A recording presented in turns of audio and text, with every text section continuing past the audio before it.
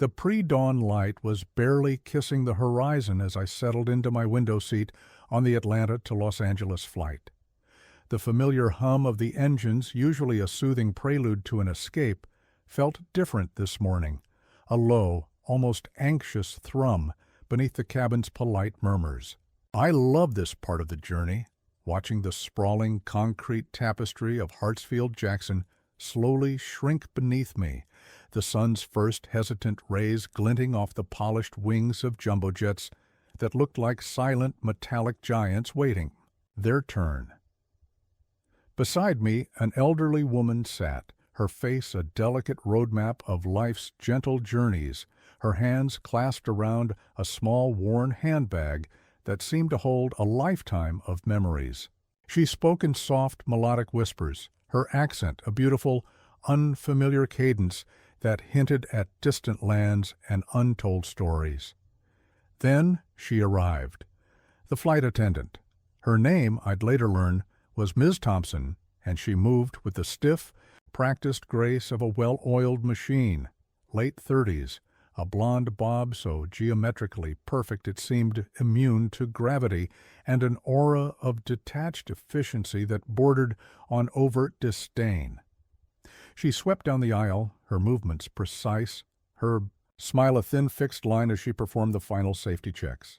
As she reached our row, the elderly woman, her hands trembling slightly, tried to ask a question about her carry-on in the overhead bin. "Excuse me, miss," she began, her voice a little more tremulous, her accent a little more pronounced with her nervousness. Is it secure, my bag? I just want to be sure." Miss Thompson paused, her perfectly manicured hand hovering over the latch of the bin. A barely perceptible sigh, sharp and impatient, escaped her lips. I caught it, a subtle twitch of her mouth. Then she opened her mouth, and the sound that emerged was a grotesque, exaggerated mockery of the woman's gentle lilt. "Is it secure?" "Your bag," she sneered, drawing out the vowels with a theatrical flourish, elongating the syllables in a nasal, mocking tone. She didn't even bother to hide her amusement, her eyes flicking to a younger male colleague across the aisle, who stifled a snort of laughter behind a raised hand. My stomach churned. The elderly woman's face, moments before serene, flushed a mortified crimson, her gaze dropping to her lap as if the weight of the world had suddenly settled there, crushing her spirit. The comfortable cabin temperature plummeted, replaced by an instant icy chill that prickled my skin. A heavy, suffocating silence descended, extinguishing the gentle buzz of pre-flight chatter. The woman beside me instinctively pulled her thin cardigan tighter, her shoulders slumping, shrinking inward as if desperate to disappear. I felt my own jaw clench, a hot, bitter knot of anger twisting in my gut. The raw humiliation etched on. The elderly woman's downcast face was a palpable thing, a stark, agonizing contrast to Ms. Thompson's brazen, unapologetic cruelty. The roar of the engines finally swelled, a deafening sound that, impossibly, couldn't drown out the profound indignity that hung thick and heavy in the air. This wasn't just a rude comment, it was a public shaming, a deliberate, calculated act of dehumanization, and it left me and everyone else who witnessed it feeling complicit in our collective silence, the shame burning hot in my chest. The flight continued, each minute stretching into an eternity, the thick, palpable tension a suffocating presence in our section of the cabin. The elderly woman remained utterly silent, her gaze fixed with unseeing intensity on the seat in front of her, her small frame almost vibrating with contained distress. I longed to speak, to offer some meager comfort, but the words felt trapped in my throat, choked by a mix of impotent anger and crushing helplessness. The air outside the window began to darken, the sky bruised with heavy, menacing clouds gathering on the horizon. Soon enough, the plane plunged into a rough, jarring patch of turbulence. The aircraft shuddered violently, swaying from side to side like a toy in a giant's cruel hand. Drinks sloshed precariously in their plastic cups, and nervous murmurs rippled through the cabin, quickly escalating into hushed gasps as the plane dropped suddenly. The fasten seatbelt sign flickered to life, its urgent red glow reflecting in wide, anxious eyes. The pilot's voice, usually a comforting, steady presence, crackled over the intercom, calm but undeniably firm, advising everyone to remain seated. Immediately, amidst the violent bumps and jarring jolts, a figure detached itself from the rows ahead of us. A young man, perhaps in his late 20s, broad-shouldered and dressed in a crisp, dark suit, unbuckled his seatbelt. He moved with a quiet, almost unsettling confidence, his steps steady and deliberate despite the plane's violent bucking and pitching. My eyes widened, and I watched, mesmerized, as he slowly, purposefully made his way towards our row, a beacon of calm amidst the rising panic. Ms. Thompson, the very flight attendant who had mocked the elderly woman, spotted him immediately. Her voice, usually sharp and efficient, turned shrill with an almost desperate authority. "Sir, please return to your seat. It's not safe. You must remain seated," she barked, her hand reaching out as if to physically stop him. He didn't even glance at her, his gaze fixed solely, intensely, on the elderly woman. He reached her row and, with a gentle, almost imperceptible smile, knelt down beside her.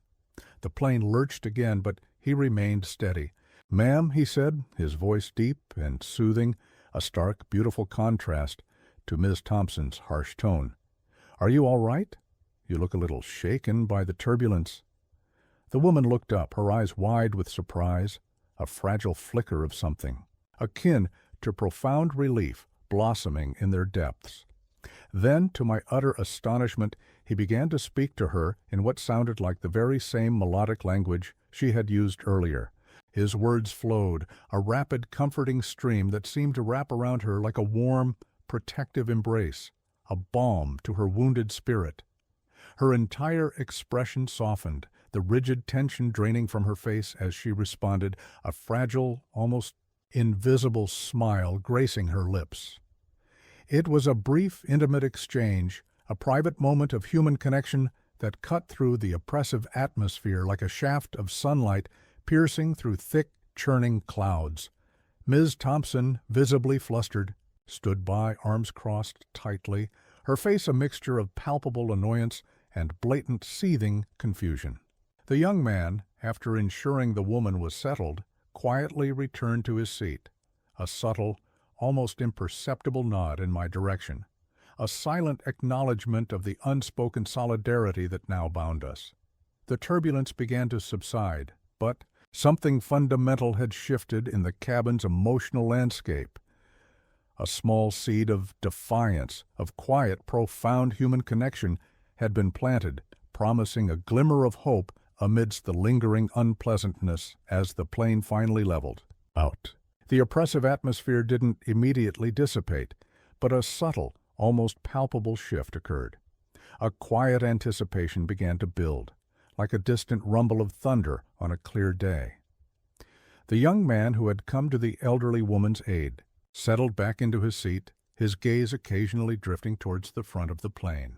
I noticed he pulled out a sleek laptop and spent a significant amount of time, perhaps 10 minutes, typing furiously, his fingers flying across the keyboard with a focused, almost urgent intensity.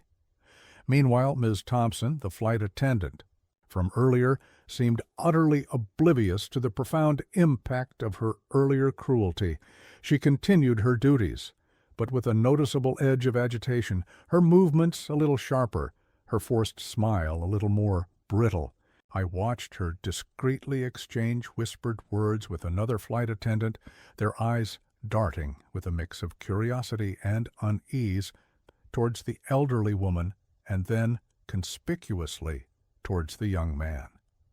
Then, about 15 agonizing minutes after the initial mocking incident, a timeline that felt both impossibly long and surprisingly short, the captain's voice crackled over the intercom again.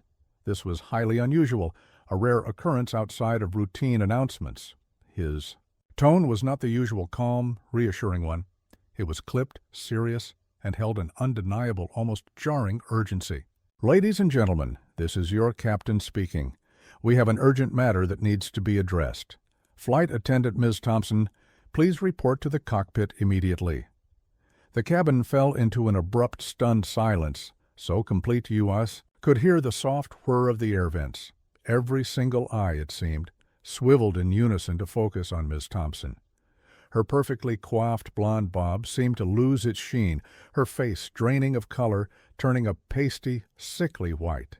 Her confident posture, moments before rigid and arrogant, visibly deflated, her shoulders slumping as if under an invisible weight. She hesitated for a long, agonizing moment, her gaze darting nervously towards her colleagues, a desperate, unspoken plea for reassurance that wasn't offered. Then, with a slow, almost reluctant shuffle, she began to make her way to the very front of the plane, each step heavy with an undeniable dread, as if walking towards her own judgment. Moments later, the cockpit door opened just wide enough for a brief, telling glimpse of the interior. A stern-faced man in a crisp airline uniform, a ground crew supervisor, stood inside, his jaw set, speaking intensely with the captain. Ms. Thompson emerged from the cockpit, her face now a mask of pure shock and disbelief, her mouth slightly agape, her eyes wide and unfocused. She was no longer wearing her service jacket, its absence a stark symbol of her sudden demotion, and her shoulders were deeply slumped, her entire demeanor one of utter, crushing defeat. The supervisor then spoke to her briefly, his voice low, but firm, a clear and decisive instruction. She nodded mechanically, her eyes downcast, unable to meet his gaze or anyone else's. Without another word, without even a glance back at the bewildered, silent passengers, she turned and walked, almost stumbled to the very rear of the plane, disappearing into the galley with a final defeated swish of the curtain. The remaining flight attendants exchanged uneasy, knowing glances, their faces mirroring a mixture of surprise, grim satisfaction, and perhaps a touch of fear. The quiet hum of the plane's engines suddenly felt deafening, amplifying the profound, weighty silence that had fallen over the cabin. The young man who had initiated this dramatic turn of events subtly raised an eyebrow, a knowing glint in his eyes, a silent confirmation that justice, in its own quiet, procedural way, was finally beginning to unfold.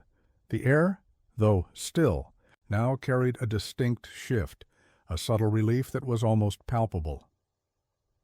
With Ms. Thompson gone, a different flight attendant took over our section. She was a kind-faced woman with warm, empathetic eyes that seemed to absorb the lingering tension in the air, replacing it with a gentle, reassuring smile. She moved with a quiet, almost understated efficiency, her every action conveying a genuine professionalism that had been so sorely lacking. She approached passengers with a soft voice, offering sincere, heartfelt apologies for any discomfort earlier, her gaze meeting theirs with an honesty that immediately began to soothe the agitated atmosphere. When she reached the elderly woman's row, she knelt beside her, speaking softly, her voice a balm to the woman's wounded spirit, offering a warm, soft blanket and a refreshing glass of water. The elderly woman, though still reserved, offered a small appreciative nod, a fragile but meaningful beginning of trust.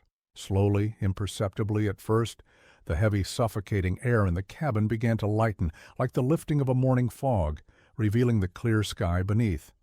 Later, as the distant outline of the Los Angeles skyline began to appear through the window shimmering under the afternoon sun, signaling our descent, the young man who had intervened approached the elderly woman again. This time, their conversation in their shared language was longer, more relaxed, filled with a warmth and comfort that radiated through our entire section. I strained to catch snippets of their exchange, enough to piece together the sequence of events. He had acted swiftly and decisively, using the in-flight Wi-Fi. He had contacted someone on the ground, perhaps a corporate contact or a customer service executive, and had provided a detailed, real-time account of Ms. Thompson's appalling behavior likely bolstered by the visible distress of the elderly woman. It became abundantly clear that the ground crew supervisor's unannounced, serious presence in the cockpit was a direct and immediate consequence of his quiet, resolute actions, an almost instantaneous response to his complaint. As the plane finally taxied to the gate, the elderly woman reached out and gently squeezed the young man's arm, a look of profound, silent gratitude in her eyes that spoke volumes, tears welling slightly. He smiled, a genuine, comforting smile that transformed, his features erasing the earlier intensity and replacing it with a quiet satisfaction.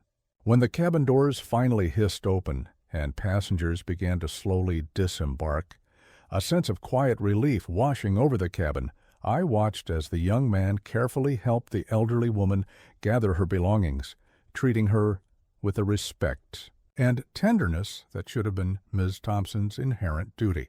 As they walked down the aisle, the elderly woman looked back at me, a faint, knowing smile playing on her lips, a silent acknowledgment of the shared moment, the quiet battle fought and won.